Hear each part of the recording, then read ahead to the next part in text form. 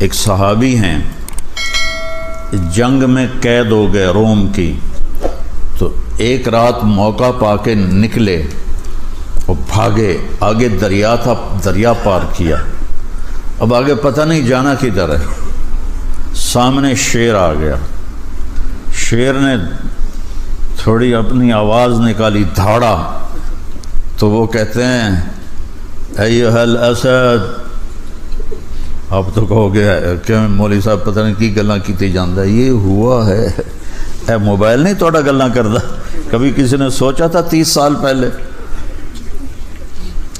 تو وہ تار جڑا ہوا تھا اللہ سے، ایھا الاسد انا مولا رسول اللہ صلی اللہ علیہ وسلم، اے شیر میں اللہ کے نبی کا غلام ہوں، مجھے راستہ دکھا۔ تو شیر جعل یبسبس ہوتا ہے کیسے اپنی دم ہلانا ہوں ہوں ہوں ہوں ہوں ہوں ہوں کرنا، جیسے گھر میں پالتو کتے اور ایسے اپنی دم ہلاتے ہیں، تو شیر ان کو آ کے ایسے اس نے دھکا دیا اور اپنی دم ہلانے لگا اور آگے چل پڑا، چلتے چلتے چلتے چلتے جہاں صحابہ کا لشکر موجود تھا وہاں جا کے پہنچا کے پھر کھڑا ہو کے ایسے دیکھنے لگا، جی ہن چھٹی ہے چلا جاؤں، انہوں نے فرمایا اذهب جا، وہ واپس چلا گیا۔ یہ عزت ملی ہے در مصطفیٰ سے۔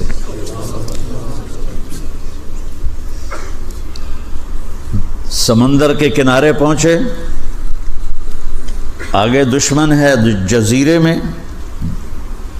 دارین ایک جزیرہ ہے، کشتیاں کوئی نہیں، اور کشتیاں بنائیں تو اتنے میں دشمن تیار ہو جائے گا جنگ کے لیے، تو کیا کیا جائے؟ علا بن حضرمی رضی اللہ تعالیٰ عنہ گھوڑے سے اترے، 2 نفل پڑھے، اور ہماری طرح نہیں کوئی لمبی دعا مانگی، 2 نفل پڑھے، یا علیم یا حلیم یا علی یا عظیم، 4 ناموں سے اللہ کو پکارا، اجزنا، ہمیں راستہ دے، ہم نے دشمن تک جانا ہے، تیرے لیے جا رہے ہیں۔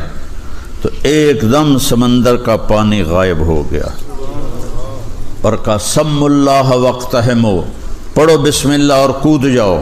ابو ہریرہ فرماتے ہیں فسمینا، ہم نے کہا بسم اللہ وقتحمنا، اور ہم نے اپنے اونٹ سمندر میں ڈال دیے، فما بل الماء اسفل خفاف ابلنا، اور سمندر نے ہمارے اونٹوں کے پیر بھی تر نہ کیے۔ عزت آسمان سے آتی ہے، اور وہ آتی ہے محمد مصطفیٰ صلی اللہ تعالی علیہ وسلم کے طریقے سے، ان کے راستے پر، ان کی راہوں پر چل کے میرا مالک یہ عزت دیتا ہے کہ ساری کائنات اللہ مسخر فرما دیتا ہے۔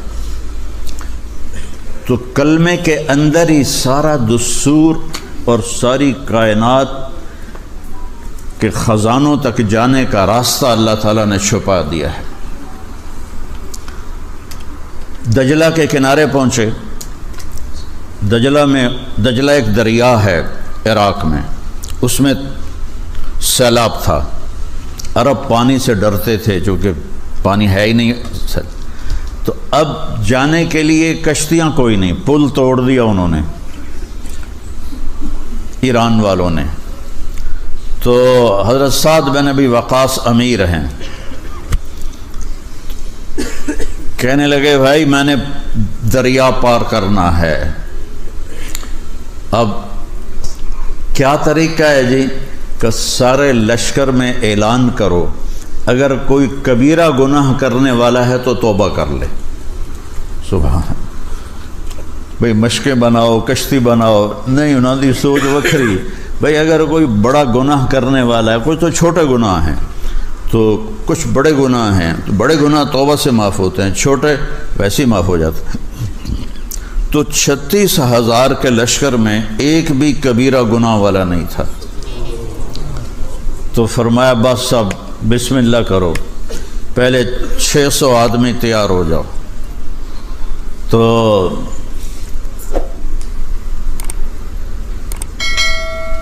عاصم بن عمر انصاری رضی اللہ تعالیٰ عنہ کھڑے ہوئے، کہا جی میں تیار ہوں، 700-600 تیار ہوئے۔ جب وہ کنارے پر پہنچے تو کہنے لگے 60 آدمی پہلے جمپ لگاؤ. تو حجر ابن عدی رضی اللہ تعالیٰ عنہ اور ان کے ساتھ 49 آدمی 59 آدمی کہا جی ہم پہل کرتے ہیں. انہوں نے گھوڑے ڈال دیے. جب انہوں نے گھوڑے ڈالے تو اللہ کی غیبی قدرت کہ پانی کیسے تابع ہوتا ہے، پیچھے 600 نے ڈال دیے چونکہ وہ جا رہے تھے، پیچھے 36,000 نے گھوڑے ڈال دیے. جہاں کہیں کوئی گھوڑا تھک جاتا تو وہاں زمین کا ٹکڑا باہر نکل آتا تھا اور اس کے اوپر وہ گھوڑا کھڑے ہو کے آرام کرتا تھا اور پھر آگے تیرنا شروع کر دیتا تھا. ایک صحابی کا پیالہ لکڑی کے ہوتے تھے، وہ رسی سے بندھا ہوا تھا. پانی کی موج آئی، رسی کمزور تھی، رسی ٹوٹ گئی، پیالہ آگے چلا گیا. تو اس کے ساتھی کہنے لگے لگتا ہے تیری نیت میں کوئی فطور خرابی تھی جو تیرا پیالہ اللہ نے لے لیا. کہنے لگا اللہ کی قسم میری نیت میں کوئی خرابی نہیں ہے. اور پھر اللہ سے پتہ کیسے بات کرتا ہے، کہتا یا اللہ میں ہی لبھیاں تینوں پیالہ کھڑاون واسطے، میرا پیالہ دے. ہاں، جہاں دعویٰ ہوتا ہے وہاں بات بھی ہوتی. ہمیں تو یقین ہی نہیں ہوتا کہ میری دعا کو ساڑی تو سندا ہی نہیں جی، ساڑی تو سندا ہی نہیں جی. پہلے یقین تو بناؤ کہ اللہ سنتا ہے. تو کہنے لگے اللہ کی قسم میری حالت نہیں بدلی کہ یا اللہ اس لشکر میں صرف مجھے نشانہ نہ بنا کہ میرا پیالہ گم ہو جائے. تو اب یہ دریا جا رہا ہے تو پیالے نے ادھر جانا ہے، لکڑی کا پیالہ ہے ادھر جانا ہے. یہ یوں جا رہے ہیں، جب کنارے پر پہنچے تو پیالہ آگے پڑا ہوا تھا. اسے گھما کے وہاں کون لے کر گیا؟ اپنے نبی کی زندگی پڑھو گے تو آپ کو پتہ چلے گا کہ کس طرح اللہ تعالیٰ نے عزت کے دروازے کھول دیے صحابہ کے لیے جو آپ کی مان کے چلنے والے تھے. اور ایک بدو آیا، کہنے لگا اے محمد. آپ نے کہا لبیک. اب برا نہیں مناتے تھے، کوئی سختی سے بھی بلاتا تھا، برا نہیں مناتے تھے. تو تیری کچھ باتیں عجیب ہیں. آپ نے کہا کیا؟ تو کہتا ہے ہم باپ دادے کا دین چھوڑ کے تیرے دین پر آ جائیں گے، یہ کیسے ہو سکتا ہے؟ اچھا اور؟ تو کہتا ہے کہ یہ جتنا ایران اور پرشین امپائر، رومن امپائر ہے، اس سب کو میرے ساتھی فتح کر لیں گے. نانو روٹی نہیں لب دی تو ایڈی وڈی حکومت میں فتح کرنے کا خواب بھی کھا رہے ہیں. اچھا اور؟ تو کہتا مر جائیں گے، مٹی ہو جائیں گے، پھر زندہ کیے جائیں گے. آج تک کبھی کوئی آیا ہے؟ آپ نے فرمایا تو انشاءاللہ زندہ رہے گا اور تو دیکھے گا سارا عرب میرا کلمہ پڑھے گا اور تو دیکھے گا ایران اور روم فتح ہوں گے. باقی رہ گئی تیسری بات، قیامت کے دن اٹھنے کی. تو تیرا ہاتھ پکڑوں گا اور اس دن تجھے یاد دلاؤں گا کہ ہو گیا کہ نہیں ہو گیا موت کے بعد اٹھنا. وہ بھی کوئی چنگا ڈاڈا جاٹا ہی ہو سکا نہیں، میں نہیں مانتا، واپس چلا گیا. جب مکہ فتح ہوا تو سارا عرب مسلمان ہو گیا. کہنے لگا پہلی غلط ہو گئی. پھر حضرت عمر کا زمانہ آیا تو پرشین امپائر بھی ٹوٹ گئی اور رومن امپائر بھی ٹوٹ گئی. کہنے لگا لے دوئی گل بھی ہو گئی، ہن تری بھی ہو ہی جانی ہے. تو وہ ڈرتا ہوا نا کلمہ پڑھ کے نا تو مدینے آ گیا. جب وہ مسجد میں آتا حضرت عمر موجود ہوتے تو اس کے لیے کھڑے ہو جاتے تھے. تو سارے ساتھی پریشان ہوتے تھے کہ یہ ماڑا جہا بندہ ہے، ان واسطے حضرت عمر کھلو جان دین، یہ کیوں کھڑے ہوتے ہیں اس کے لیے؟ تو حضرت عمر نے ان کی آنکھوں میں سوال دیکھ لیا. کہنے کہ تم سوچتے ہوگے کہ میں اس دیہاتی کے لیے کیوں کھڑا ہوتا ہوں؟ کہ جس محفل میں اللہ کے نبی نے اس سے بات فرمائی تھی میں اس محفل میں موجود تھا، جس میں آپ نے کہا تھا کہ جب قیامت کا دن آئے گا تو تیرا ہاتھ پکڑ کے تجھے یاد دلاؤں گا، اور قیامت کا دن جس کا ہاتھ میرے نبی نے پکڑ لیا جنت میں پہنچانے سے پہلے کبھی نہیں چھوڑے گا. تو یہ پکا جنتی ہے. یہ پکا جنتی ہے۔ بھائی بہنوں، اپنے ہاتھ چھڑا کے محمد مصطفیٰ کے ہاتھ میں دے دو۔ میرے رب نے اپنے حبیب کو روحانی بلندی بھی عطا فرمائی، جسمانی بلندی بھی عطا فرمائی۔ آپ کے امام صاحب نے نماز پڑھائی نا، ہم تو پڑھ کے آئے تھے تو میرے کانوں میں تلاوت کی آواز آئی، سبحان الذی اسریٰ بعبدہ لیلا من المسجد الحرام الی المسجد الاقصی الذی بارکنا حولہ لنریہ من آیاتنا انہ هو السمیع البصیر۔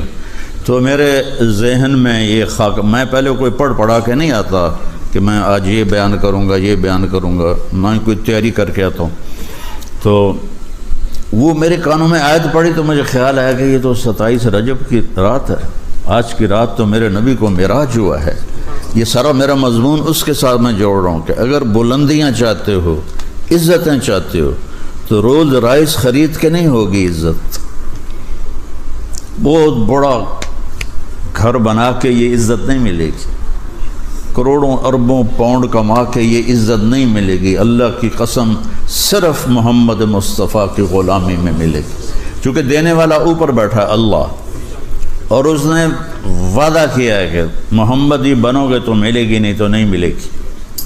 باقی پیسے دے دینا اللہ دیتا چلا ہے، اپنوں کو بھی غیروں کو بھی وہ دیتا چلا ہے۔ میرے نبی کے پیٹ پہ 2 پتھر بندھے ہوئے ہیں اور جنت کی چابی ہاتھ میں ہے۔ تو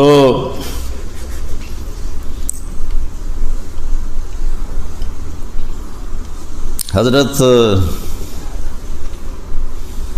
خدیجہ رضی اللہ تعالی عنہا نبوت کے 10ویں سال فوت ہو گئیں۔ پہلے حضرت ابو طالب فوت ہوئے اور 10 دن کے بعد حضرت خدیجہ فوت ہو گئیں، تو اب بالکل بے آسرا ہو گئے۔ تو آپ کا جو چچا تھا ابو لہب، اس کو تھوڑی غیرت آئی اور آ کر کہنے لگا، بھتیجے فکر نہ کر، تجھے کوئی ہاتھ نہیں لگا سکتا، میں تیری نگرانی پانی پہ میں تیری نگرانی کروں گا۔ ابو جہل کو پتہ چلا تو آ گیا، اچھا بھتیجے کی نگرانی کرو گے، جو کہتا ہے تبت یدا ابی لہب و تب، جس کا قرآن تمہیں یہ سنا رہا ہے اس کی نگرانی کرو گے، تو اس کا میٹر الٹا چل پیا۔ تو پھر آپ پر جو مار پڑی ہے اور آپ کو جو پتھر لگے ہیں اور آپ کو جو گھسیٹا گیا ہے، یہ سارا کچھ حضرت خدیجہ اور حضرت ابو طالب کے انتقال کے بعد ہوا ہے۔ تو آپ اس سے گھبرا کر طائف گئے کہ شاید طائف والے میری بات مان لیں۔ تو میں نے وہ جگہ دیکھی جہاں آپ کو پتھر پڑے، اور وہ جگہ دیکھی جہاں آپ بے ہوش ہو کر گرے، اور آپ کو وہاں ایک درخت کے نیچے زید ابن ثابت نے آپ کو وہاں پناہ دی، اور وہاں آپ کے غلام جو تھے، اتنے پتھر پڑے کہ آپ کی ساری پنڈلیاں لہو لہان ہو گئیں اور لہو جوتوں میں جم گیا، اور اتنا ٹائٹ ہو گیا اب جوتا کہ اتارنا مشکل ہو رہا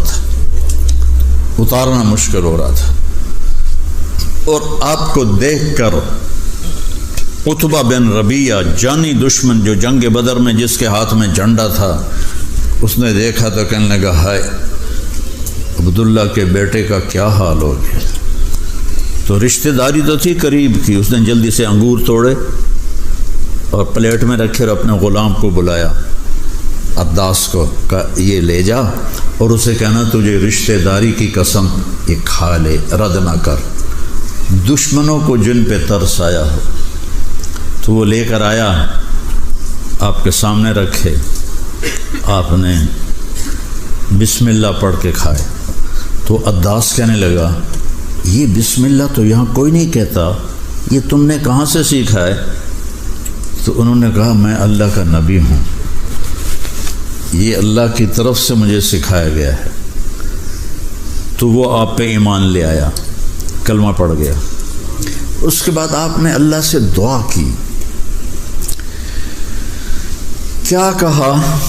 ایک جملہ سناتا ہوں. اِلیٰ مَن تَکِلُنِی، یا اللہ تو نے مجھے کن کے حوالے کر دیا؟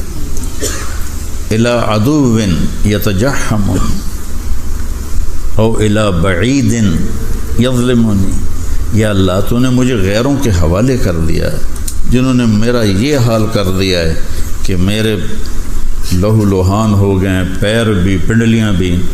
ایسی درد بھری دعا تھی کہ اللہ کی غیرت جوش میں آئی اور جبریل آ گیا. یا رسول اللہ، ساتھ ایک اور فرشتہ، یہ پہاڑوں کا فرشتہ ہے، اب حکم کریں ان کے اوپر پہاڑوں کو میں ایسے ملا چکی کی طرح پیس کے رکھ لوں گا تو میں قربان جاؤں رحمت للعالمین پر. آپ نے فرمایا یہ نہیں تو ان کی نسلیں ایمان لائیں گی. تو جب یہ آپ کی بے بسی انتہا کو پہنچ اور آپ جب مکے کے قریب پہنچے تو آپ مکے میں داخل نہیں ہو سکے، اتنا خوف تھا. تو آپ نے اخنس بن شریک کو پیغام بھیجا، مجھے پناہ دو، میں اندر آنا چاہتا ہوں. اس نے انکار کر دیا. پھر مطعم بن عدی کو پیغام بھیجا، مجھے پناہ دو، میں اندر آنا چاہتا ہوں. نہیں، صفوان بن امیہ کو پیغام بھیجا، مجھے پناہ دو، میں اندر آنا چاہتا ہوں.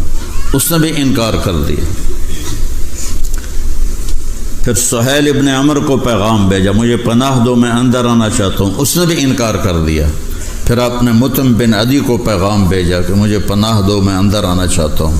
تو وہ باہر گیا اپنے بچوں کو لے کر اور آپ کو تلواروں کے سائے میں لے کر آیا اور مکے میں آ کے اعلان کیا کہ میں نے ان کو پناہ دی ہے. ابو جہل کہنے لگا اس کا کلمہ پڑھ کے یا ویسے؟ کہا نہیں، ویسے کلمہ میں نے نہیں پڑھا. کہا ٹھیک ہے، ہم تیری پناہ کو مانتے ہیں.